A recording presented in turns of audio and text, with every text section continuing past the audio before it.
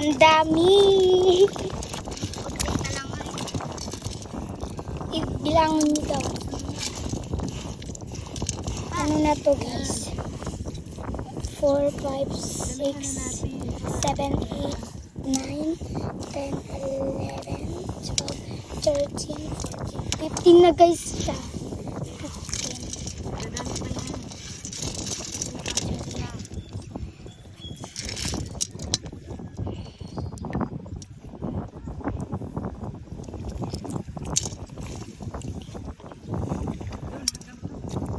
Umaya, bubuksan na natin to.